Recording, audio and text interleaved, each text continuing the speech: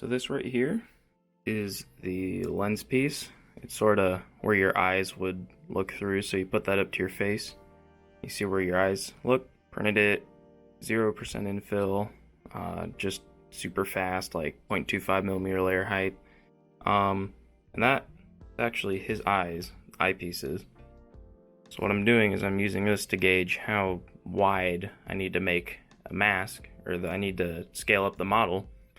So this is printed at 115% scale, and it's just a little bit too big. So I scaled it back to 110, and I did take a couple other measurements as well. So when I laid out, let's see, if I go here, this is the bottom piece. On the main helmet, it goes basically from that line all the way over to that line at 110%. And that's about 180-ish millimeters, and my head would fit that pretty comfortably. And of course you need a little bit of padding and stuff, but I've printed one of these before and it was a little bit too tight, and that just kind of ruined it because, well, it was a little too tight, so any amount of hair or anything would just make it completely unwearable. And so I have a lot more experience with making these things now, so I just printed this piece. Well, failed printing it. So if you can see all these little red blocks, those are just pieces that I added in because this small amount of raft was not enough to keep the print going, and it just peeled off pretty quickly. So I did mess with the raft settings a little bit as well to make them thicker and taller, and then I also added those in just to really make sure, because this is a 9-hour print, 9.5-hour print. Don't want it to fail just halfway through, because that'd be a waste of material and time. Although it only says it only costs like $2, so that's kind of cool. But still, I don't want to waste time.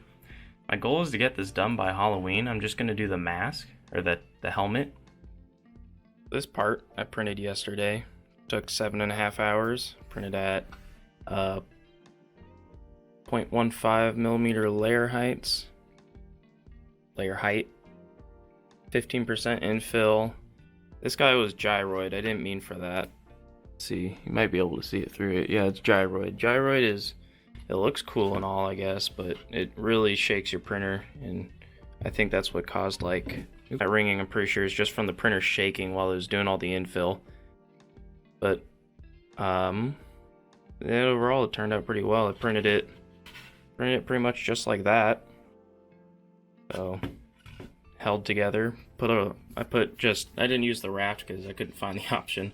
I haven't really used Prusa slicer too much, but instead of a raft I just did enforced layer support.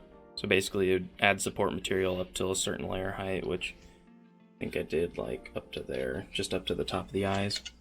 And after that, everything else is free floating. It's a little bit of stringing, just some wisps. I don't really care. I mean, just, you know, heat gun gets rid of that real quick.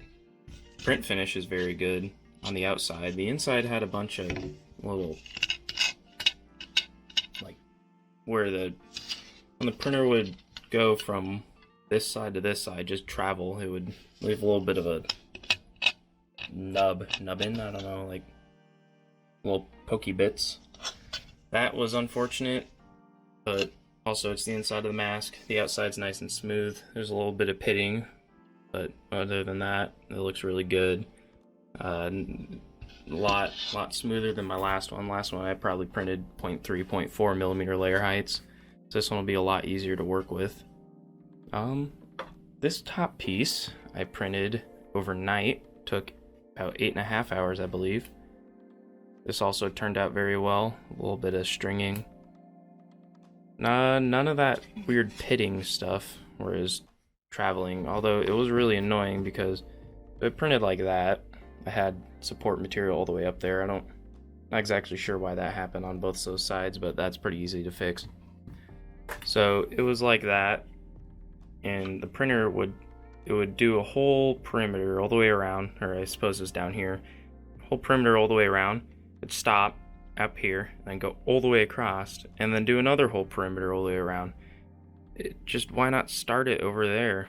I think that was with the there's a setting to adjust the Z seam. I think that would fix it, but it's stupid. I think it might even be correct. I can check.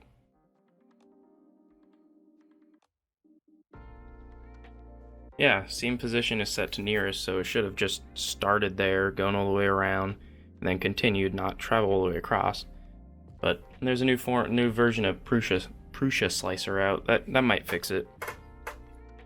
This is printed 15% infill, 0.15 millimeter layer height, grid this time, or rectilinear I think they call it, which is a lot easier on your printer because gyroid has the whole machine going like just back and forth all crazy, and it just shakes the whole thing.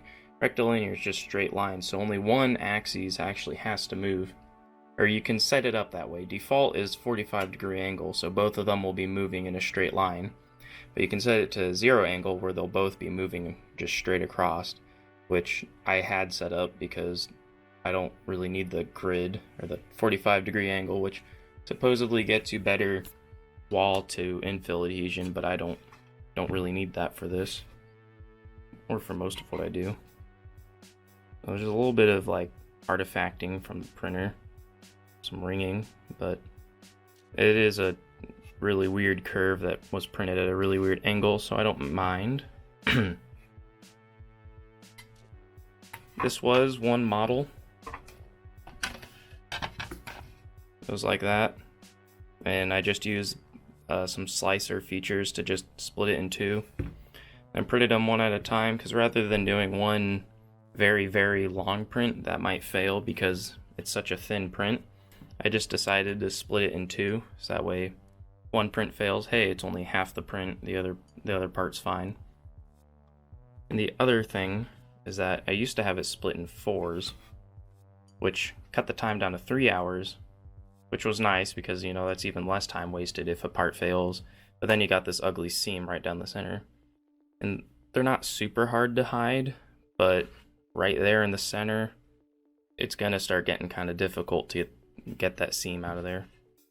So that's why I put the seam right there where it's gonna be kind of hard to tell. And I had to choose between that little crack in there. You see there's a crack.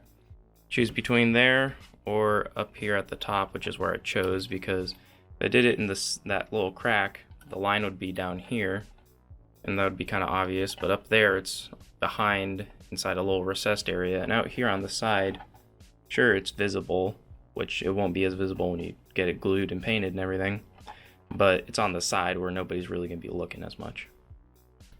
So yeah, that's kind of where I'm at with this so far. I'm going to make a couple of videos on it. I'm aiming to have this be a little lower effort of editing and everything, just because I have midterms and everything, but I think it's going to turn out well, this helmet. So I'll keep you posted.